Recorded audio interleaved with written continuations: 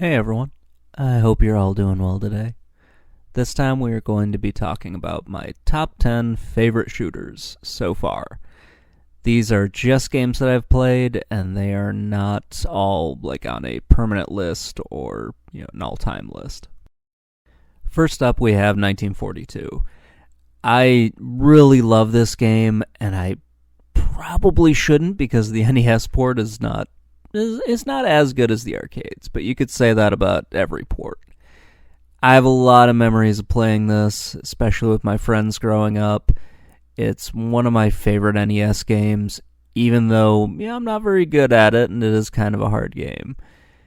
It's a scrolling vertical shooter, so you are moving up and down. You have a bunch of different power-ups.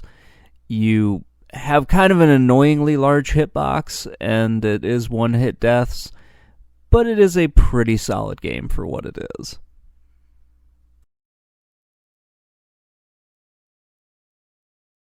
Next up is Arrow Flash. This game is great.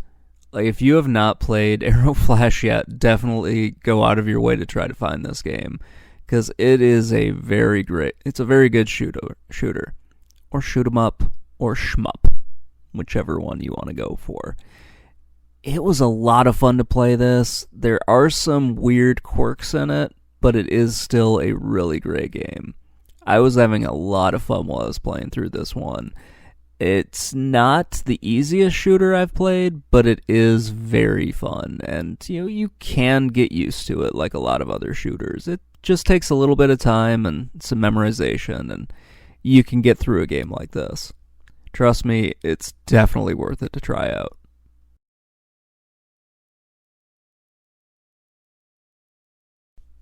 I mean, there are fish robots. What more could I possibly say?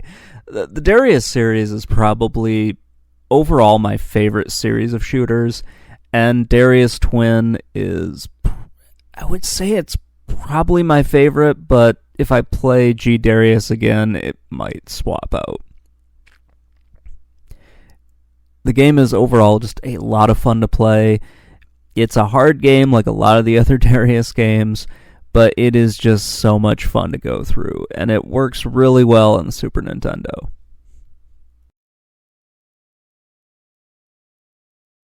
Steel Empire is one of those games that you just don't hear about very often, but it is a great shooter. It's a very unique one, especially since it's got a cool atmosphere. It's not like your traditional space shooter. You're doing more, you're doing some more weirdness, and it does have you kind of shift your perspective. So you'll have to alternate between shooting in front and shooting behind. You have two different ships that you can choose from, and it's just a lot of fun to play through this game. This was a game that I found when I was collecting. I don't want to say it's a hidden gem because that's kind of weird, but if I was going to make a hidden gem list for the Sega Genesis, this would definitely be on it because it is a really, really good shooter.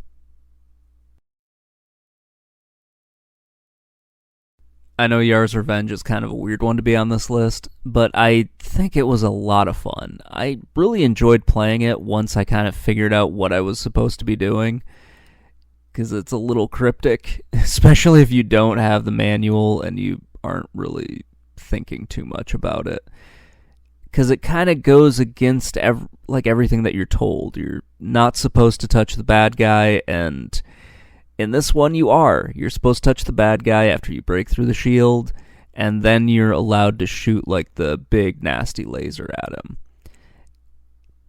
It's a very strange game because you have one projectile that is going to follow you around forever. You have another projectile that the enemy kind of creates, and then you can send like a super laser that's the only way to defeat the only bad guy on the screen. It's a very unique game, and it is a lot of fun.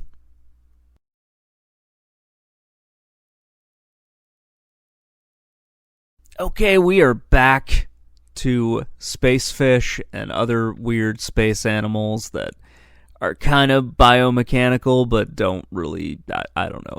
Biohazard Battle is just weird to really explain. I love it, though. It is so much fun. I can't really explain why I love it that much. But you have a bunch of different weird space fish, mutant things that you can play as. You have a bunch of different weapons that you can get. Some of them are more useful than others. And it is just a lot of fun to go through and play. I love Biohazard Battle, and I am so glad that I found it when I was out there collecting games, because it's just been a game that I really enjoy. So we have Galaxian, and spoiler alert, later on the list you're gonna have Galaga. This is one that I never played in the arcades, and I really wish I had, because it would have been a better experience than the Atari 2600 version. I also wish I had played the Famicom version first instead of this one. But this is the game that I have played so far for this channel, or at least the version of Galaxian I have played so far for this channel. And it's pretty good. I had a lot of fun with it. It's very different from the other shooters I played at the time, or at least that I played on the Atari 2600, because there weren't very many of them. But it's pretty good, and I think it's a fairly faithful port to the arcade game.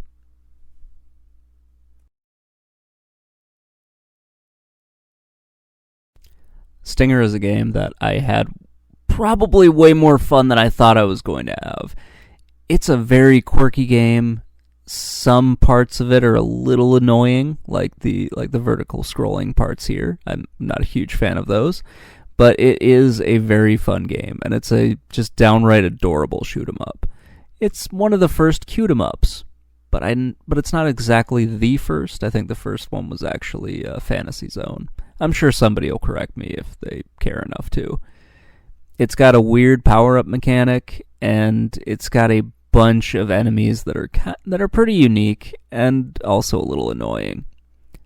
I wish we had gotten the other games in this series, because I had a lot of fun with Stinger. I probably would have had a lot of fun with those as well.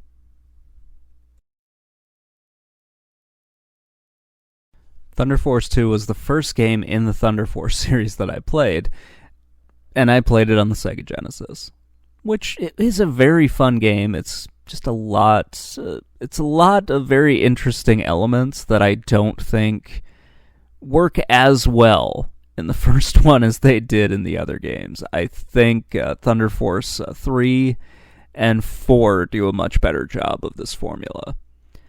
2 does some weird stuff that Stinger also did, where it switches between vertical scrolling and also horizontal scrolling. The big difference is with Thunder Force 2, you have this free roaming thing. So it's kind of like Granada in some ways, if anybody has played that. But it's just sort of an odd game that is very fun to play, but it's very weird at the same time.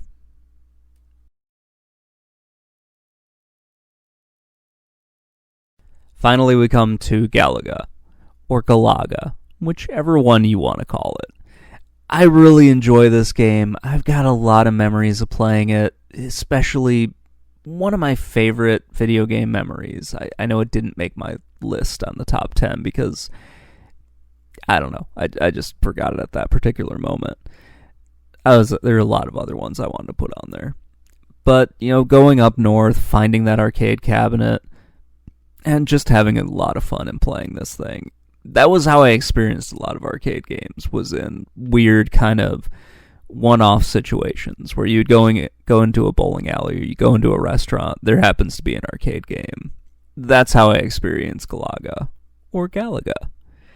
And yeah, it's just been a lot of fun playing this game over and over again, because it is such an enjoyable game to play.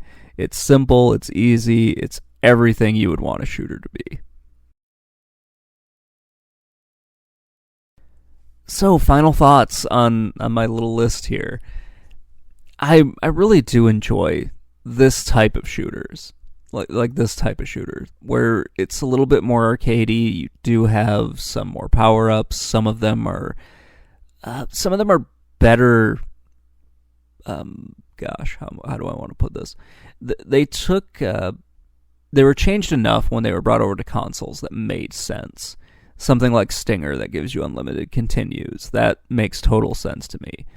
Some of them kind of suffer from only having a limited number of continues and forcing you to kind of slog through this in a way that would be similar if you just spent a whole bunch of quarters on the game. I think probably Stinger and Galaga are my favorite out of this list, even though there are some other ones that I really enjoy. Anyway, let me know what you think in the comments below. Talk to you guys later. Bye.